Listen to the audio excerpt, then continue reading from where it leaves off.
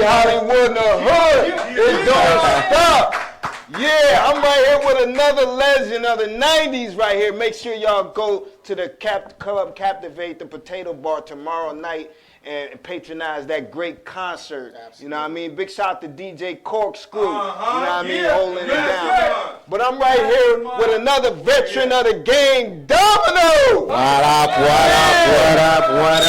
Hey, y'all remember Ghetto Jam and Sweet Potato Pie? Hey, the twist is if they don't remember it, their mom and their daddy do. Right. Hey, but no, them songs conjure up emotions and memories, man. Remember what you was on doing the good side, though, man. Absolutely. Do you get that all the time? Do people come up to you and say, "Hey, Domino, man, I had a baby off you"? You know what I mean? Hell yeah, they do it all the time. They do it all the time. It's been what 27, 28 years. So. Yeah. Yeah, they come to me and they like, Sweet Potato Pie. We done bust a few of them out on that one. You know what I mean? And I get a lot of love, man. Especially, at the time, it was a lot of older cats really getting into, my groove because, I twisted it up with the melodic hip hop. At a time where we really wasn't doing it. Right, where a lot of people wasn't doing it at all. Yeah, because we, what gave you the courage to want to go that route and do that? Well, the twist was. I guess in my seventh grade or something like that. I heard this cat Slick Rick. You know what I mean? The ruler. Hey, Slick was the reason, man. I mean, he was the one that everybody was doing rhyming. Right. Hip hop was about big beats and rhyming. Right. Didn't necessarily have to make sense, whatever. Right. Just rhyming. You know what I mean? We had the hottest hells. So, but hearing Slick, he liked to make sense with it. He took it to another level. So it was like, okay. This is what I want to do. Yeah. You know what I'm saying? Right. It just hit you like that. So when it hit me, I'm just saying. So the more that you do things that you like to do, the more it flows like Niagara. You know what I'm saying? Yeah. All of a sudden, this style started coming to where it started getting melodic. Right. You know what I'm saying? We started rapping, but as we got into it more and perfected the craft, it started getting easier and easier. So you get this lazy thing, and then all of a sudden this melodic thing starts shooting out. You start mastering your craft. Come on, man. It is what it is. Yeah. Well, but you always been a pioneer, Domino. A lot of people didn't know you was rolling with the blue set. And then you got involved with Bangin On Wax. Absolutely. Y'all remember that? Bangin On Wax? Yeah, your boy Genuine Draft on the rip side, man. We from the blue team. That don't change. How was that experience? Because that was a real thing to do at that time, to be involved with that project because it hadn't happened before. Right.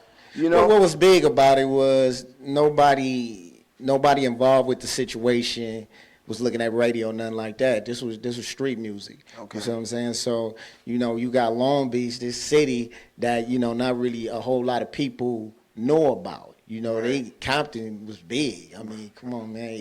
Easy took that to a whole nother level. So Compton was big, LA was big, but Long Beach, it really wasn't no city like that, a little spot, man. So, getting there and being able to just be down with that, and bring our city to another level on the street level. Yeah. Because, Snoop came out and he did it kind of more on a commercial level, on a bigger level. So, as far as the radio and this and that. But I think that the Genuine Draft, on the Bangin On Wax, we took it from a street level. So, we really was with that. Right. You know what I mean? It's a whole nother level. So, it was a big thing, man. And I give a shout out to Ronnie, the dude that started it, R.I.P. What kind of things came of that for you that was positive from doing that record and being involved in that process in that time period? Well, what comes positive, man? I mean, through all of the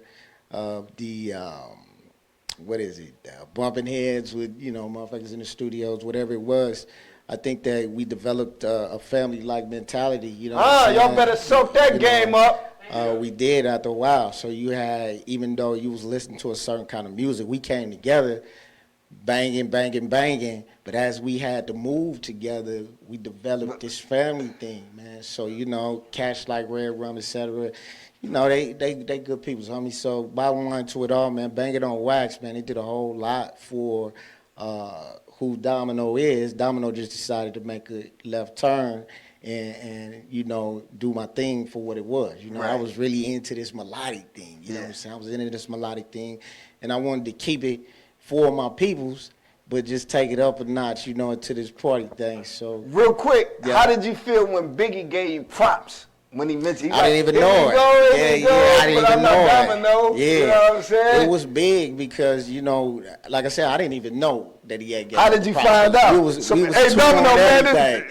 Had one of my boys that was a DJ. He called and he like, "D, man, how did he?" Same question you just asked, basically. You know what I'm saying? So I was like, "Nah, let me listen to the shit." You know what I'm saying? You know, because what was crazy is you got Biggie give me one. You got the one more chance, and most people hear the shit and they hear the remix. Yeah. You know, with the Barges sample. You know, but it ain't a whole lot of people that really heard the OG of Biggie. Right. One more chance. Yeah. And so when I heard the shit, I'm like, get the fuck out of here. Because I'm gonna keep it real. I mean, I'm a Biggie fan.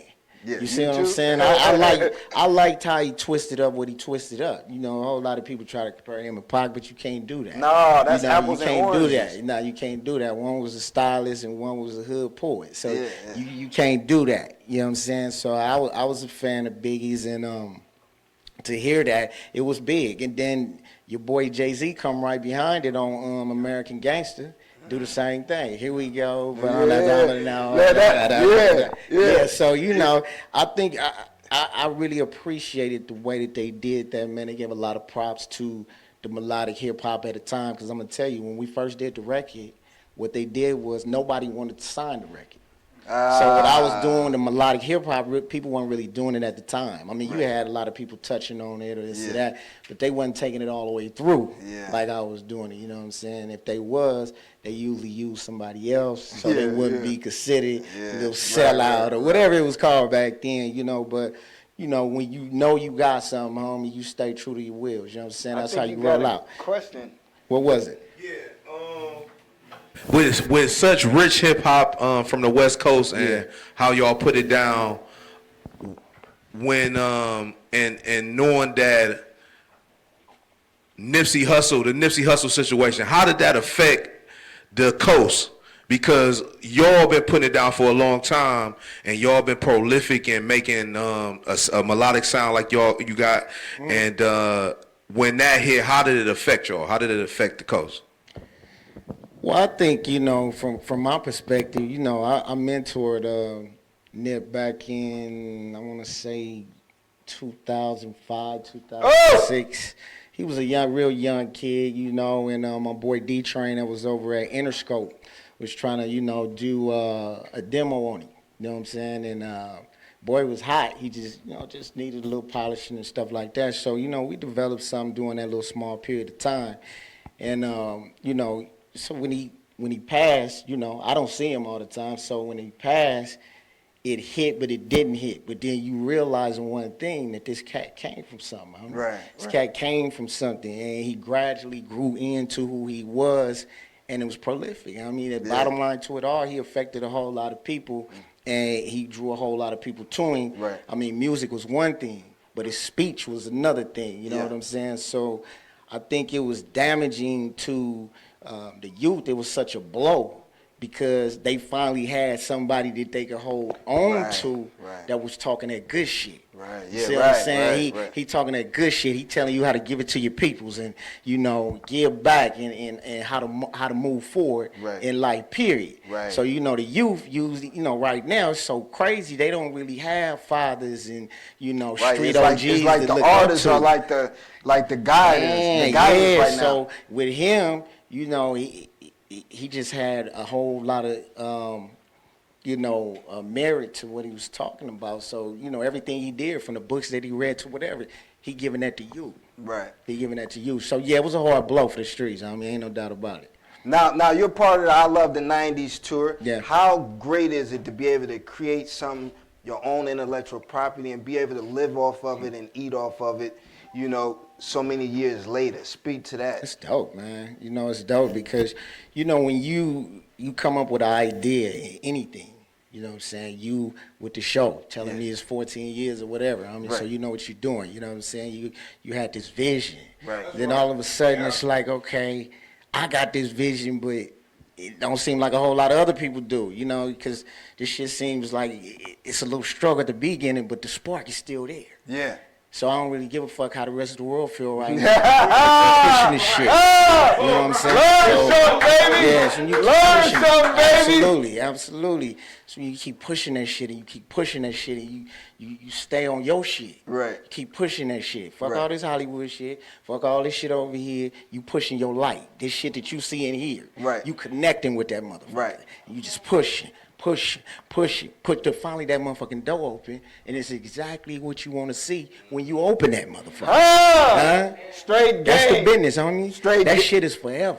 Yeah. They can't take that shit from you. It don't matter who's hot, who's not. They can't take that shit from you, homie. You got new project, new material? Yeah, me and Snoop about to drop this Baby So West Coast, homie. So just Big get shout out to ready. Snoop. You know, it's the first time we really did something in the history of the game, homie. But, you know, we've been homies since, come on, man, since the motherfucking sandbox. So it's all good. But right now, homie, it's that feel good. And it's time to put, that music back where it need to be. You know what I'm saying? We can't take away from the youth, but at the same time, we can't lose the roots. You know what I'm saying? We can't lose the roots. So right now, what me and Snoopy doing is we getting into it, and we finna put the roots back in this motherfucker. Oh! Yo, Yeah. Domino, we really appreciate you, man. Thank you so much. Good luck with that new project, I man. appreciate you, little one. Yo, yeah, appreciate you, little one. Right, make sure y'all Glad put T. it on. All right. Be back in a minute. Hollywood, shut the People, oh! Here we go, here we go.